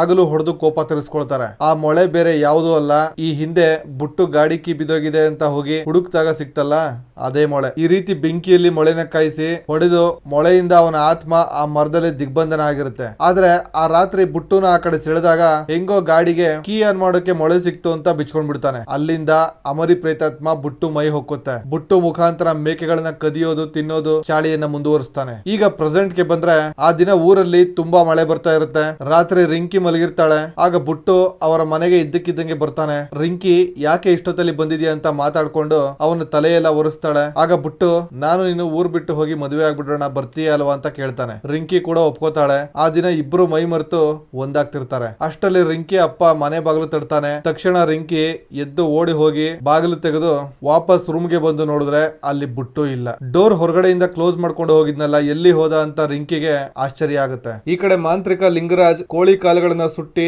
ಅವುಗಳನ್ನ ಪುಡಿ ಮಾಡಿ ಪೂಜೆ ವಿಧಾನಕ್ಕೆ ಬೇಕಾದ ಎಲ್ಲಾ ವಸ್ತುಗಳನ್ನ ರೆಡಿ ಮಾಡ್ಕೊಂಡು ಇವತ್ತು ರಾತ್ರಿನೇ ಬುಟ್ಟು ಮೈಗೆ ಇಂಟಿರುವ ಭೂತನ ಓಡಿಸ್ಬೇಕು, ತುಂಬಾ ಸಮಯ ಇಲ್ಲ ನಡಿರಿ ಅಂತ ಹೇಳಿ ರತ್ನಮಾಲನ ಕರ್ಕೊಂಡು ಊರ್ ಕಡೆ ಬರ್ತಿದ್ದಾನೆ. ಈ ಊರಲ್ಲಿ ಒಬ್ಬ ಪೊಲೀಸ್ ಕಾನ್ಸ್ಟೇಬಲ್ ಇರ್ತಾನೆ. ಆರಂಭದಲ್ಲಿ ಮೇಕೆಗಳ ಕಳ್ತನ ಆಯ್ತಲ್ಲ, ಅದೇ ಆ ತಾತ ಅವರ ಮಗ. ಆ ದಿನ ಡ್ಯೂಟಿ ಮುಗಿಸಿ ಮನೆಗೆ ಬಂದಾಗ ಅವನ ಹೆಂಡತಿ ಅಪ್ಪ ಕಾಡಿಗೆ ಹೋದವರು ಇನ್ನೂ ಬಂದಿಲ್ಲ ಅಂತ ಹೇಳ್ತಾಳೆ. ತಕ್ಷಣ ಅವನಿಗೆ ಗಾಬರಿಯಾಗಿ ಹುಡುಕೊಂಡು ಕಾಡಿಗೆ ಟಾರ್ಚ್ ಹಾಕೊಂಡು ಬರ್ತಾನೆ. ತುಂಬಾ ಹುಡುಕದ ಮೇಲೆ ಅಲ್ಲೊಂದು ಕಡೆ ಅವರ ಅಪ್ಪ ಬಿದ್ದಿರ್ತಾನೆ. ಇಷ್ಟೊತ್ತಲ್ಲಿ ಇಲ್ಲಿಗೆ ಯಾಕೆ ಬಂದೆ ಅಂತ ಕೇಳಿದ್ರೆ ದಿನೇ ದಿನೇ ನನ್ನ ಮೇಕೆಗಳು ಕಳುವಾಗ್ತಿವೆ, ಈ ಸಮಸ್ಯೆ ಅಂತ್ಯ ಆಗುತ್ತೆ ಅಂತ ನನಗೆ ಅನ್ನಿಸ್ತಿಲ್ಲ, ಅದಕ್ಕೆ ನಾನೇ ಹುಡುಕೊಂಡು ಬಂದೆ ಅಂತಾನೆ. ಕಾಲು ನೋಡಿದ್ರೆ ವಿಪರೀತ ಗಾಯ ಆಗಿದೆ. ಆ ತಾತ ಮಗನಿಗೆ ನೀನು ಪೊಲೀಸ್ ಆದಾಗ ನನಗೆ ಎಲ್ಲಿಲ್ಲದ ಧೈರ್ಯ ಬಂತು, ಇನ್ನು ಮುಂದೆ ಯಾವತ್ತೂ ನಾನು ಹೆದರುವ ಅವಶ್ಯಕತೆ ಇರಲ್ಲ ಅಂತ ಅನ್ಸಿತ್ತು. ಆದ್ರೆ ಅದೆಲ್ಲ ಸುಳ್ಳು, ಏನು ಬದಲಾಗ್ಲಿಲ್ಲ. ಪೊಲೀಸ್ ಇರೋ ಮನೆಯಲ್ಲಿ ಪ್ರತಿದಿನ ಒಂದೊಂದು ಮೇಕೆ ಕಳ್ತನ ಆಗ್ತಿದೆ ಅಂತ ಅಳ್ತಾ ಹೇಳ್ತಾನೆ. ಆಗ ಇವನಿಗೆ ತುಂಬಾ ರೋಷ ಬಂದ್ಬಿಡುತ್ತೆ. ತಕ್ಷಣ ಊರಿಗೆ ಬಂದು ಜನಗಳನ್ನ ಕರೆಸಿ ಇದರ ಹಿಂದೆ ಯಾರೇ ಇರಲಿ ಅವನನ್ನ ಜೀವಂತವಾಗಿ ಬಿಡೋದು ಬೇಡ. ಎಷ್ಟು ರಾತ್ರಿಗಳು ಅಂತ ನಾವು ಮನೆಯಿಂದ ಆಚೆ ಬರದೆ ಹೆದರ್ಕೊಂಡು ಕೂತ್ಕೊಳ್ಳೋಕಾಗತ್ತೆ? ಇದು ನಮ್ಮ ಊರು, ನಮಗೆ ಸ್ವಾತಂತ್ರ್ಯ ಇಲ್ಲ ಅಂದ್ರೆ ಇದು ನಾಚಿಕೆಗೇಡಿನ ವಿಷಯ. ನಾವೆಲ್ಲ ಕೈ ಜೋಡಿಸಿ ಹುಡುಕಿದ್ರೆ ಖಂಡಿತ ಅಪರಾಧಿ ಸಿಕ್ಕೇ ಸಿಗ್ತಾನೆ ಅಂತ ಹೇಳಿ ಎಲ್ಲರಿಗೂ ಹುರಿದುಂಬಿಸ್ತಾನೆ. ಜೊತೆಗೆ ಬುಟ್ಟು ಜೊತೆ ಗಲಾಟೆ ಮಾಡ್ತಿದ್ದವನು ಕೂಡ ಬಂದು ಕೈ ಜೋಡಿಸಿ ಊರ್ನವ್ರಿಗೆ ಹುರಿದುಂಬಿಸಿ ಅವನ ಸಾವು ನನ್ನ ಕೈಯಿಂದಲೇ ಅಂತ ಬುಲೆಟ್ ಹಾರಿಸ್ತಾನೆ. ಲಿಂಗರಾಜ್ ಮತ್ತೆ ರತ್ನಮಾಲಾ ಮನೆಗೆ ಬಂದಾಗ ಮನೆ ಮುಂದೆ ಮೇಕೆಯ ಮೊಣಕಾಲು ಸಿಗುತ್ತೆ. ರತ್ನಮಾಲಾ ಬುಟ್ಟು ಮನೆಯಲ್ಲಿ ಇಲ್ಲ ಅಂತಾಳೆ. ಲಿಂಗರಾಜ್ ನನಗೆ ಅವನ ರೂಮ್ ತೋರ್ಸು ಅಂತ ಕೇಳ್ತಾನೆ. ಲಿಂಗರಾಜ್ ರೂಮ್ಗೆ ಹೋಗಿ ನೋಡಿದ್ರೆ ಮೇಕೆ ಚಪ್ಪೆ, ಕಾಲು, ಮಾಂಸದ ತುಂಡುಗಳು ಬಿದ್ದಿರ್ತವೆ. ಈ ಕಡೆ ಊರಲ್ಲಿ ಎಲ್ಲರೂ ಇವತ್ತು ಹೇಗಾದ್ರೂ ಮಾಡಿ ಹಿಡಿಲೇಬೇಕು ಅಂತ ಕಾಡಿಗೆ ನುಗ್ಗಿ ಒಂದು ಗುಂಡಿ ತೋಡಿ ಬಲೆ ಹಾಕಿ ತಪ್ಪಿಸ್ಕೊಂಡು ಈ ಕಡೆ ಓಡ್ ಬಂದ್ರೆ ಬಲೆಗೆ ಸಿಕ್ಕಿ ಬೀಳ್ತಾನೆ ಅಂತ ಕೆಡ್ಡ ತೋಡಿ ರೆಡಿ ಮಾಡ್ತಾರೆ. ಈ ಕಡೆ ಬುಟ್ಟು ಮತ್ತೆ ರಿಂಕಿ ಮನೆ ಬಿಟ್ಟು ಹೋಗಕ್ಕೆ ಸಿದ್ಧ ಆಗಿ ಜೊತೆಯಲ್ಲಿ ನಡ್ಕೊಂಡು ಬರ್ತಿರ್ತಾರೆ. ರಿಂಕಿ ಕೇಳ್ತಾಳೆ, ನನ್ನನ್ನ ಎಲ್ಲಿಗೆ ಕರ್ಕೊಂಡು ಹೋಗ್ತಿದೀಯಾ ಅಂತ. ಬುಟ್ಟು ಎಲ್ಲಿ ನಮಗೆ ಮನುಷ್ಯರ ತೊಂದರೆನೇ ಇರಲ್ವೋ ಅಲ್ಲಿಗೆ ಕರ್ಕೊಂಡು ಹೋಗ್ತಿದೀನಿ ಅಂತ ಹೇಳಿ ಕರ್ಕೊಂಡು ಬರ್ತಿರ್ತಾನೆ. ರಿಂಕಿ ನನಗಂತೂ ತುಂಬಾ ಭಯ ಆಗ್ತಿದೆ, ಊರ್ ಬಿಟ್ಟೇನೋ ಹೋಗ್ಬಿಡ್ತೀವಿ, ಅಲ್ಲಿ ಜೀವನಕ್ಕೆ ಏನ್ ಮಾಡೋದು ಅಂತ ಅನ್ಕೊಂಡು ಮಾತಾಡ್ತಾ ಮುಂದೆ ಹೋಗ್ತಿರ್ತಾಳೆ. ಆದ್ರೆ ಅಲ್ಲಿ ಬುಟ್ಟು ಸ್ತಬ್ಧವಾಗಿ ನಿಂತು ಬಿಡ್ತಾನೆ. ಅವನಿಂದ ಏನು ಉತ್ತರ ಬರದೇ ಇದ್ದಾಗ ಹಿಂದೆ ತಿರುಗಿ ನೋಡ್ತಾಳೆ. ಹಾಗೆ ನಿಂತಿದ್ದಾನೆ. ಎಷ್ಟು ಮಾತಾಡ್ಸಿದ್ರು ಮಾತಾಡ್ತಿಲ್ಲ. ಒಂದು ಸಲ ಮೈ ಮುಟ್ಟಿ ಮಾತಾಡು ಅಂದಾಗ ಈ ರೀತಿ ತಿರುಗ್ತಾನೆ. ಕಣ್ಣೆಲ್ಲ ಭಯಂಕರವಾಗಿ ಕಪ್ಪಾಗಿವೆ. ಯಾಕಂದ್ರೆ ಈ ಕಡೆ ಮನೆಯಲ್ಲಿ ಲಿಂಗರಾಜ್ ಪೂಜೆ ಶುರು ಮಾಡಿದ್ದಾನೆ. ಅಲ್ಲಿ ಪೂಜೆ ಮಾಡ್ತಿದ್ರೆ ಇಲ್ಲಿ ಬುಟ್ಟುಗೆ ಮನೆ ಕಡೆ ಸೆಳೆತ ಆಗುತ್ತೆ. ಯಾಕಂದ್ರೆ ಲಿಂಗರಾಜು ಪೂಜೆ ಮಾಡ್ತಿರೋದೇ ತಾನು ಇರೋ ಜಾಗಕ್ಕೆ ಕರ್ಸ್ಕೊಳ್ಳೋದಕ್ಕೆ. ತಕ್ಷಣ ಬುಟ್ಟು ಹಿಂದಕ್ಕೆ ಓಡಿ ಹೋಗ್ತಾನೆ. ರಿಂಕಿ ಬೇರೆ ತುಂಬಾ ಹೆದರಿದಾಳೆ. ಅವಳು ಕೂಡ ಭಯದಲ್ಲಿ ಮನೆಗೆ ವಾಪಸ್ ಓಡಿ ಹೋಗ್ತಾಳೆ. ಬುಟ್ಟು ತನ್ನ ಮನೆಗೆ ಬರ್ತಾನೆ. ಲಿಂಗರಾಜ್ ಮುಂದೆ ನಿಲ್ತಾನೆ. ಲಿಂಗರಾಜ್ ಅಂತೂ ಬಂದಿಯಲ್ಲ ಅಂತ ಹೇಳಿ ಕೈಲಿ ಹಿಡಿದಿದ್ದ ಗೊಂಬೆನ ನೀರಲ್ಲಿ ಹಾಕಿ ಕುಡಿದ್ಕೋ ಅಂತಾನೆ. ಬುಟ್ಟು ಒಳ್ಳೆ ಮೃಗದ ತರ ಕಾಣಿಸ್ತಿದ್ದಾನೆ. ಒಂದು ಸಲ ಅವ್ರ ಅಮ್ಮನೆ ಕಡೆಗೆ ತಿರುಗಿ ನೋಡಿ ಆ ಗೊಂಬೆನ ನೋಡ್ತಾನೆ. ಆ ಮಾಂತ್ರಿಕ ಹೇಳು ನೀನು ಇಲ್ಲೇನ್ ಮಾಡ್ತಿದೀಯಾ ಅಂತ ಕೇಳ್ತಾನೆ. ಆಗ ಬುಟ್ಟು ನಾನು ಇಲ್ಲಿ ನೀನು ಕೇಳೋ ಪ್ರಶ್ನೆಗಳಿಗೆಲ್ಲ ಉತ್ತರ ಕೊಡೋಕೆ ಅಂತ ಬಂದಿಲ್ಲ ಅಂತಾನೆ. ಆಗ ಮಾಂತ್ರಿಕ ನೀನು ಪ್ರಕೃತಿ ನಿಯಮದ ವಿರುದ್ಧ ಹೋಗ್ತಿದೀಯಾ, ನೀನು ಹಿಂದಿರುಗಲೇಬೇಕು ಅಂತಾನೆ. ನೋಡು ನನಗೆಲ್ಲ ಗೊತ್ತಿದೆ, ಈ ದೇಹ ಬಿಟ್ಟು ಹೋಗಲೇಬೇಕು ಅಂತ ಹೇಳಿ ಅವನನ್ನ ಬಂಧಿಸೋಕೆ ಬಾಟಲ್ ಓಪನ್ ಮಾಡ್ತಿರ್ತಾನೆ. ಆಗ ಬುಟ್ಟು ಅವನನ್ನೇ ಹಿಡಿದು ಎಸ್ದು ಬಿಡ್ತಾನೆ. ನಂತರ ರತ್ನಮಾಲಾನ ಗುರಾಯಿಸ್ತಾನೆ. ಆದ್ರೆ ಏನು ಹಾನಿ ಮಾಡದೆ ತಕ್ಷಣ ಮನೆ ಹೆಂಚಿನ ಮೇಲೆ ಆರಿ ಜಿಗಿತಾ ಓಡಿ ಹೋಗ್ತಿರ್ತಾನೆ. ಯಾಕಂದ್ರೆ ಅವನಿಗೆ ಅರ್ಥ ಆಗಿದೆ ಈ ಮಾಂತ್ರಿಕ ಸಾಮಾನ್ಯದವನಲ್ಲ, ಖಂಡಿತವಾಗ್ಲೂ ನನ್ನ ಆತ್ಮನ ಬಂಧಿಸ್ತಾನೆ ಅಂತ. ಅದಕ್ಕೆ ಅಲ್ಲಿಂದ ಎಸ್ಕೇಪ್ ಆಗ್ಬೇಕು ಅಂತ ಅಲ್ಲಿಂದ ಓಡ್ತಿರ್ತಾನೆ. ಆದ್ರೆ ಮಾಂತ್ರಿಕ ಜೀಪ್ ತಗೊಂಡು ಹಿಂದೆ ಬಿಡ್ತಾನೆ. ಜೀಪ್ ಅಲ್ಲಿ ಎಷ್ಟು ಸ್ಪೀಡ್ ಆಗಿ ಚೇಸ್ ಮಾಡ್ತಿದ್ರು ಅವನು ಕಾಡಲ್ಲಿ ಅದೇ ಸ್ಪೀಡ್ ಅಲ್ಲಿ ಓಡ್ತಿರ್ತಾನೆ. ತುಂಬಾ ದೂರ ಓಡಿದ್ಮೇಲೆ ಅವರ ಕಣ್ ತಪ್ಪಿಸಿ ಕಾಡೊಳಗಡೆಯಿಂದ ನುಸುಳ್ ಬಿಡ್ತಾನೆ. ಈ ಕಡೆ ಬುಟ್ಟುವಿಂದ ತಪ್ಪಿಸ್ಕೊಂಡು ಗಾಬರಿಯಿಂದ ಮನೆಗೆ ಓಡ್ ಬಂದ ರಿಂಕಿ ಅವರಪ್ಪ ಬ್ಯಾಗ್ ತಗೊಂಡು ಎಲ್ಲಿಗೆ ಹೋಗಿದ್ದೆ ಅಂತ ಕೇಳ್ತಿದ್ರು. ಅವಳು ಇನ್ನೂ ಆ ಭಯದಿಂದ ಆತಂಕದಿಂದ ಹೊರಗಡೆ ಬರದೆ ಹೆದರ್ಕೊಂಡು ರೂಮ್ ಒಳಗಡೆ ಹೋಗಿ ಬಾಗಿಲು ಹಾಕೊಂಡ್ ಬಿಡ್ತಾಳೆ. ಅವರಪ್ಪ ಎಷ್ಟು ಬಾಗಿಲು ತಟ್ಟಿದ್ರು ಅವಳು ತೆಗಿಯೋದಿಲ್ಲ. ಮಗಳೇ ಏನಾಯ್ತು, ಯಾಕೆ ಇಷ್ಟು ಹೆದರಿದೀಯಾ, ಎಲ್ಲಿಗೆ ಹೊರಟಿದ್ದೆ ಅಂತ ಕೇಳ್ತಾನೆ. ಆದ್ರೂ ಅವಳು ಯಾವುದಕ್ಕೂ ಉತ್ತರ ಕೊಡೋದಿಲ್ಲ. ಆಗ ಯಾರೋ ಬಾಗಿಲು ತಟ್ಟದ ಹಾಗಾಗತ್ತೆ. ಯಾರಿರ್ಬಹುದು ಅಂತ ನೋಡಕ್ ಹೋಗ್ತಿದ್ರೆ ಮನೆ ಲೈಟ್ಸ್ ಎಲ್ಲ ಫ್ಲಿಕರಿಂಗ್ ಆಗುತ್ತೆ. ಅವನಿಗೆ ಭಯ ಆಗಿ ಯಾರಿರ್ಬೋದು ಅಂತ ಡೋರ್ ತೆಗೆದ್ರೆ ಅಲ್ಲಿ ಬುಟ್ಟು ನಿಂತಿದ್ದಾನೆ. ನೀನ್ ಯಾಕೆ ಇಲ್ಲಿಗೆ ಬಂದಿದ್ಯಾ, ಅದು ಇಷ್ಟೊತ್ತಿಲಿ ಅಂತ ಕೇಳ್ತಿದ್ರು ಒಳಗಡೆ ನುಗ್ಗಿ ಬರ್ತಿರ್ತಾನೆ. ರಿಂಕಿ ಅಪ್ಪನಿಗೆ ಭಯ ಆಗಿ ಡೋರ್ ಕ್ಲೋಸ್ ಮಾಡ್ಬಿಡ್ತಾನೆ. ಡೋರ್ ಹೊಡ್ಕೊಂಡು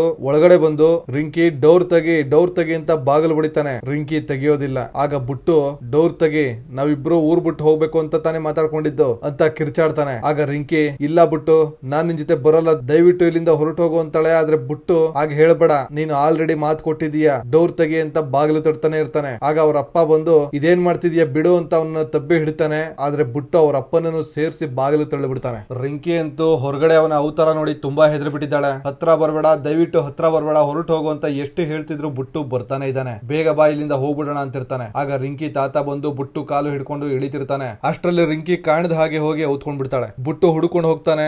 ಆದ್ರೆ ಅವಳು ಮಂಚದ ಕೆಳಗೆ ಔತ್ಕೊಂಡಿದ್ದಾಳೆ. ಸದ್ದು ಮಾಡಿದ್ರೆ ಗೊತ್ತಾಗ್ಬಿಡುತ್ತೆ ಅಂತ ಬಾಯಿ ಮುಚ್ಕೊಂಡಿದ್ದಾಳೆ. ಆದ್ರೆ ಅವಳು ಔತ್ಕೊಂಡಿರೋದನ್ನ ಕಂಡು ಹಿಡಿದು ಬಾ ನನ್ ಜೊತೆ ಹೋಗೋಣ ಬಾ ಅಂತ ಪಿಡಿಸ್ತಿರ್ತಾನೆ. ಅವಳಿಗೆ ತಪ್ಪಿಸ್ಕೊಳ್ಳಕ್ಕೆ ಬೇರೆ ದಾರಿನೂ ಇಲ್ಲ. ಅಷ್ಟರಲ್ಲಿ ಬುಟ್ಟು ಅಮ್ಮ ಹಿಂದೆಯಿಂದ ಬಂದು ಧೂಪ ಹಾಕಿ ನಿಯಂತ್ರಣಕ್ಕೆ ತಗೊಳ್ತಾಳೆ. ಪ್ರಜ್ಞೆ ತಪ್ಪಿಸಿ ಅವನು ಕಣ್ಣು ಬಿಡೋ ಅಷ್ಟರಲ್ಲಿ ಚೇರ್ ಮೇಲೆ ಕೂರಿಸಿ ಹಗ್ಗದಿಂದ ಕಟ್ಟಿ ಹಾಕಿರ್ತಾರೆ. ಆಗ ಮಾಂತ್ರಿಕ ನಿನಗೆ ಏನ್ ಬೇಕಾದ್ರೂ ಕೇಳು, ಕುರಿ, ಕೋಳಿ, ಮೇಕೆ, ಹಸು ಏನ್ ಬೇಕಾದ್ರೂ ಕೊಡ್ತೀವಿ, ಆದ್ರೆ ಈ ದೇಹ ಬಿಟ್ಟು ಹೊರಟು ಹೋಗು ಅಂತ ಹೇಳ್ತಾನೆ. ಆಗ ಬುಟ್ಟು ನನಗೆ ಬೇಕಾಗಿರೋದು ರಿಂಕಿ ಅಂತಾನೆ. ಆಗ ರತ್ನಮಾಲಾ ಅದೆಲ್ಲ ನಡೆಯೋದಿಲ್ಲ, ನಿನಗೆ ಬೇಕಾಗಿರೋದು ಮುಕ್ತಿ, ನನ್ನ ಮಗನ ದೇಹನ ಬಿಟ್ಟು ಹೋಗು, ಇಲ್ಲಾಂದ್ರೆ ನಿನ್ನ ಎತ್ತಗೂ ಇಲ್ಲದ ಹಾಗೆ ಅಂತರ್ಪಿಶಾಚಿ ಮಾಡ್ಬಿಡ್ತೀನಿ. ಅಮರಿ ಇದು ನಿನ್ನ ಜಾಗ ಅಲ್ಲ ಅಂತಾಳೆ. ಆಗ ಅಮರಿ ರತ್ನಮಾಲಾಗೆ ನಿನ್ನ ಸಮಾಧಿ ಪಾಲ್ ಮಾಡಿ ನಿನ್ನ ಮಗನನ್ನ ಮತ್ತೆ ರಿಂಕಿ ಇಬ್ರನ್ನು ನನ್ನ ವಶ ಮಾಡ್ಕೋತೀನಿ ಅಂತಾನೆ. ಆಗ ಮಾಂತ್ರಿಕ ಒಬ್ಬ ತಾಯಿ ತನ್ನ ಮಗನನ್ನ ಉಳಿಸ್ಕೊಳ್ಳೋಕೆ ಏನ್ ಬೇಕಾದ್ರೂ ಮಾಡ್ತಾಳೆ. ನೀನು ನಮ್ಮ ಮಾತನ್ನ ಕೇಳಲೇಬೇಕು ಅಂತ ಹೇಳಿ ಅವನ ಮುಂದೆ ಒಂದು ಬಾಟಲ್ ತೆಗೆದು ಅದರಲ್ಲಿದ್ದ ಲಿಕ್ವಿಡ್ ಅನ್ನ ಅವನ ಮುಂದೆ ಇಟ್ಟಿದ್ದ ನೀರಿಗೆ ಹಾಕಿ ಅಮರಿ ಪ್ರತಿಬಿಂಬನ ತೋರಿಸ್ತಾನೆ. ತನ್ನ ಮುಖದ ಪ್ರತಿಬಿಂಬ ನೋಡ್ತಾ ಅಮರಿ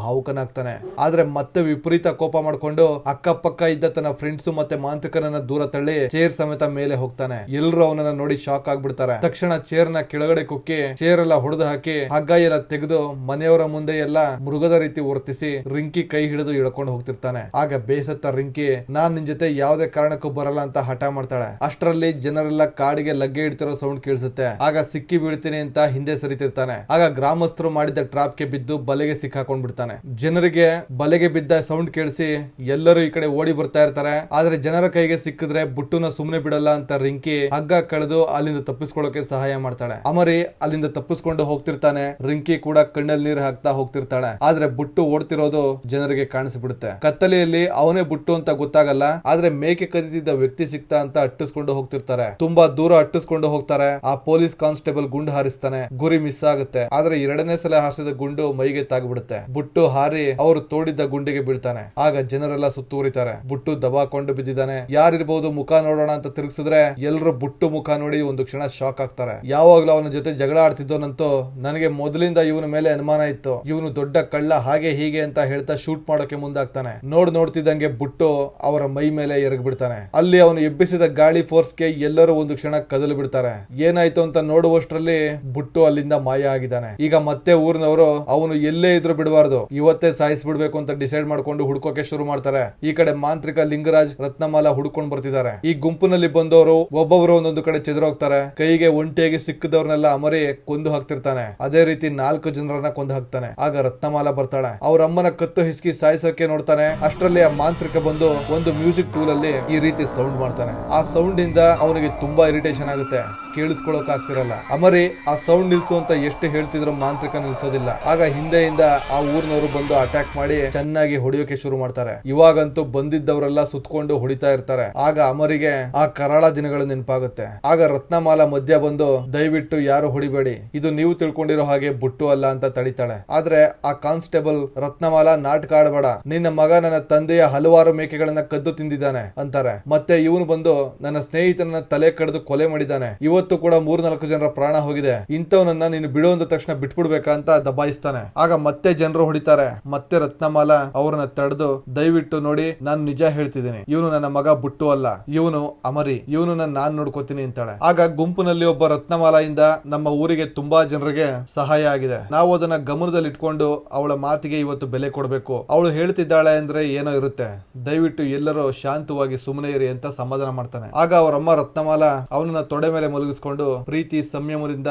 ಅಮರಿ, ನೀನ್ ಯಾರು ಅಂತ ನನಗೆ ಗೊತ್ತು, ನೀನು ಮಾಡ್ತಿರೋದು ತುಂಬಾ ದೊಡ್ಡ ತಪ್ಪು ಅಂತಾಳೆ.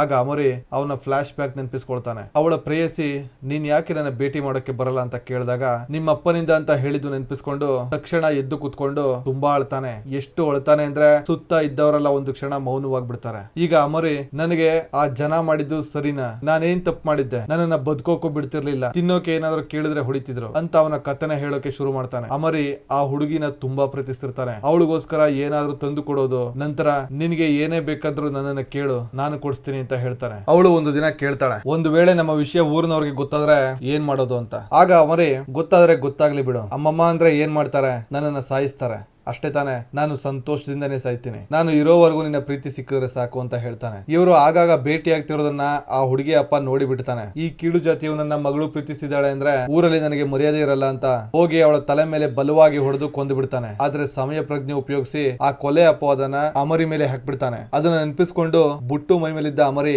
ನಾನು ಯಾವುದೇ ತಪ್ಪು ಮಾಡಿಲ್ಲ, ನಾನು ತುಂಬಾ ಪ್ರೀತಿಸ್ತಿದ್ದೆ, ನಾನು ಅವಳನ್ನ ಖಂಡಿತ ಕೊಂದಿಲ್ಲ, ನನ್ನನ್ನು ಸಾಯಿಸಿದ್ರು ಅನ್ನೋದಕ್ಕಿಂತ ನನ್ನ ಹುಡುಗಿನ ನಾನು ಕೊಂದೆ ಅನ್ನೋ ಅಪವಾದ ಹೊರಿಸಿದ್ ನನ್ನಿಂದ ಸಹಿಸೋ ಆಗ್ಲಿಲ್ಲ ಅಂತ ಅಳ್ತಿರ್ತಾನೆ. ಆಗ ರತ್ನಮಾಲ ಬಂದು, ನನಗ್ ಗೊತ್ತು ಅಮರಿ, ನನಗ್ ಗೊತ್ತು, ನಿಂದೇನು ತಪ್ಪಿಲ್ಲ, ತಪ್ಪೆಲ್ಲ ನಿನ್ ಮೇಲೆ ಹೊರಿಸಿದ್ದಾರೆ ಅಂತ ಸಮಾಧಾನ ಮಾಡ್ತಾ, ನೀನು ನನ್ನನ್ನ ಇಷ್ಟು ದಿನ ಅಮ್ಮ ಅಮ್ಮ ಅಂತ ಕರೆದಿದ್ಯಾ ಅಲ್ವಾ, ನನ್ನ ಮಾತು ಕೇಳಲ್ವಾ, ನಡೆದಿರೋದನ್ನೆಲ್ಲ ಮರ್ತು ಬಿಡು, ಇದಕ್ಕೆ ಕಾರಣ ಆದವ್ರನ್ನ ಕ್ಷಮಿಸ್ಬಿಡು, ಆಗ ಮಾತ್ರ ನಿನ್ನ ಆತ್ಮಕ್ಕೆ ಶಾಂತಿ ಸಿಗೋದು. ನಿನಗ್ ಗೊತ್ತಾ ನನ್ನ ಮಗ ಇಲ್ದೆ ನನಗೆ ಇರೋದಕ್ಕೆ ಎಷ್ಟು ಕಷ್ಟ ಆಗತ್ತೆ ಅಂತ, ದಯವಿಟ್ಟು ಅವನ ದೇಹ ಬಿಟ್ಟು ಹೊರಟು ಹೋಗು ಅಮರಿ, ನಿನ್ನ ಜಾಗಕ್ಕೆ ನೀನು ಹೊರಟು ಹೋಗು ಅಂತ ಸಮಾಧಾನ ಮಾಡ್ತಾಳೆ. ಆಗ ಒಂದು ಕ್ಷಣ ಮೌನವಾಗಿರ್ತಾನೆ. ಮತ್ತೆ ತನ್ನ ಪ್ರೇಯಸಿ ಸತ್ತು ಬಿದ್ದುದನ್ನ ನೆನಪಿಸ್ಕೊಂಡು ಅಮರಿ, ನಾನ್ ಯಾಕೆ ಹೋಗ್ಬೇಕು, ನಾನು ಎಲ್ಲಿಗೆ ಹೋಗ್ಬೇಕು, ನಾನು ಎಲ್ಲಿಗೂ ಹೋಗೋದಿಲ್ಲ, ಇಲ್ಲೇ ಇರ್ತೀನಿ, ಇವ್ರನ್ನೆಲ್ಲ ಕೊಲ್ತೀನಿ, ಯಾರನ್ನು ಬಿಡಲ್ಲ ಅಂತ ಹೇಳ್ತಾ ಹೇಳ್ತಾ ಮೇಲೆ ಹೋಗ್ತಿದ್ದಾನೆ. ಜನ ಎಲ್ರು ಅವನು ಮೇಲೆ ಹೋಗ್ತಿರೋದನ್ನ ನೋಡಿ ಒಂದು ಕ್ಷಣ ದಂಗಾಗ್ಬಿಡ್ತಾರೆ. ಮೇಲೆ ನಿಂತ್ಕೊಂಡೆ ಎಲ್ಲರಿಗೂ ನಿಮ್ಮನ್ನ ಯಾರನ್ನು ಸುಮ್ನೆ ಬಿಡಲ್ಲ ಅಂತ ವಾರ್ನಿಂಗ್ ಕೊಡ್ತಿರ್ತಾನೆ. ರತ್ನಮಾಲಾ ದಯವಿಟ್ಟು ಕೆಳಗಡೆ ಬಾ ಮರಿ, ನಿನ್ನ ಕೋಪಕ್ಕೆ ನನ್ನ ಮಗನನ್ನ ಬಲಿ ಕೊಡ್ಬೇಡ ಅಂತ ಕಾಲ್ ಹಿಡಿದು ಎಳಿತಿರ್ತಾಳೆ. ಆದ್ರೆ ರತ್ನಮಾಲಾ ಹೇಳಿದ ಯಾವ ಮಾತನ್ನು ಅವನು ಕಿವಿ ಮೇಲೆ ಹಾಕೊಳ್ತಿರಲ್ಲ. ಆಗ ಬುಟ್ಟು ಫ್ರೆಂಡ್ ನೆನಪು ಮಾಡ್ಕೊಂಡು ಆ ದಿನ ಮರದಲ್ಲಿ ಕಿತ್ಕೊಂಡು ಬಂದಿದ್ದ ಮೊಳೆನ ತಂದು ರತ್ನಮಾಲಾಗೆ ಕೊಡ್ತಾನೆ. ಆ ಮಾಂತ್ರಿಕ ಅದನ್ನ ಕಾಲ್ಗೆ ಚುಚ್ಚು ಅಂತ ಸನ್ನೆ ಮಾಡ್ತಾನೆ. ರತ್ನಮಾಲಾಗೆ ಕಷ್ಟ ಅನ್ಸಿದ್ರು ನನ್ನನ್ನು ಕ್ಷಮಿಸ್ಬಿಡು ಮಗನೆ ಅಂತ ಹೇಳಿ ಆ ಮೊಳೆನ ಕಾಲಿಗೆ ಚುಚ್ಚು ಬಿಡ್ತಾಳೆ. ಅಮರಿ ತುಂಬಾ ಒದ್ದಾಡ್ತಾನೆ. ಅವನಿಗೆ ದೇಹ ಬಿಟ್ಟು ಹೋಗೋದು ಬಿಟ್ರೆ ಬೇರೆ ದಾರಿ ಇರಲ್ಲ. ಗ್ರಾಮಸ್ಥರೆಲ್ಲ ಹೋಗಿ ಕಾಲ್ಗಳನ್ನ ಹಿಡ್ಕೊಳ್ತಾರೆ. ಅಮರಿ ದೇಹದಲ್ಲಿರೋಕೆ ಎಷ್ಟೇ ಪ್ರಯತ್ನ ಪಟ್ರು ಅದು ಸಾಧ್ಯವಾಗದೆ ಕೊನೆಗೆ ಅಮರಿ ಆತ್ಮ ಬುಟ್ಟು ದೇಹ ಬಿಟ್ಟು ಹೋಗುತ್ತೆ. ಆ ಮಾಂತ್ರಿಕ ಆತ್ಮನ ದಿಗ್ಬಂಧನ ಮಾಡಿ ಇಟ್ಕೊಳ್ತಾನೆ. ಕೊನೆಗೂ ಬುಟ್ಟುನ ರತ್ನಮಾಲಾ ಉಳಿಸ್ಕೊಳ್ತಾಳೆ. ಅಲ್ಲಿಗೆ ಎಲ್ಲರ ಮುಖದಲ್ಲೂ ಸಂತೋಷ ಮೂಡುತ್ತೆ. ಬುಟ್ಟುಗೆ ಪ್ರಜ್ಞೆ ಬಂದು ಅವರಮ್ಮ ಮಾರನೇ ದಿವಸ ನೀನು ದುಬೈಗೆ ಹೋಗೋಕೆ ಎಲ್ಲ ವ್ಯವಸ್ಥೆಯನ್ನ ಮಾಡಿದ್ದೀನಿ ಮಗನೆ, ಅಲ್ಲೇ ಹೋಗಿ ಕೆಲಸ ಹುಡ್ಕೊಂಡು ಸೆಟಲ್ ಆಗು ಅಂತ ಹೇಳಿ ಕಳಿಸ್ಕೊಡೋಕೆ ಮುಂದಾಗ್ತಾಳೆ. ಅಲ್ಲಿಗೆ ಸಿನಿಮಾ ಮುಗಿಯಲ್ಲ, ಬಟ್ ನಾನು ಮುಗಿಸ್ತೀನಿ. ಯಾಕಂದ್ರೆ ಕೊನೆಯಲ್ಲಿ ಕೆಲ್ಸಕ್ಕೆ ಬಾರದ ಟ್ವಿಸ್ಟ್ ಗಳನ್ನ ಕೊಟ್ಟವ್ರೆ. ಇವನು ಮತ್ತೆ ಆ ಮರದ ಹತ್ರ ಹೋಗ್ತಾನಂತೆ, ಅಲ್ಲಿಗೆ ಸೀನ್ ಕಟ್ ಆಗುತ್ತಂತೆ. ಆಮೇಲೆ ಅವ್ರ ಅಮ್ಮ ಎಣ್ಣೆ ಹೊಡೆದು ಕೂತ್ಕೋತಾಳಂತೆ. ಆಗ ಟೇಬಲ್ ಅವಳ ಹತ್ರ ಬರುತ್ತಂತೆ. ಅಂದ್ರೆ ಬುಟ್ಟು ದೇಹ ಬಿಟ್ಟ ಅಮರಿ ಆತ್ಮ ಈಗ ರತ್ನಮಾಲಾ ದೇಹ ಸೇರಿದ್ಯಂತೆ. ಈ ಶಾಕ್ಸ್ ಎಲ್ಲ ನನಗೆ ಅನ್ನೆಸೆಸರಿ ಅನಿಸ್ತು. ಆದ್ರೂ ನಿಮ್ಗೆ ಇರೋ ಅಷ್ಟು ಹೇಳಲೇಬೇಕಲ್ಲ. ಸೊ ಗೈಸ್, ಇಲ್ಲಿಗೆ ವಿಡಿಯೋನ ಮುಗಿಸ್ತಾ ಇದ್ದೀನಿ. ನಮಸ್ಕಾರ.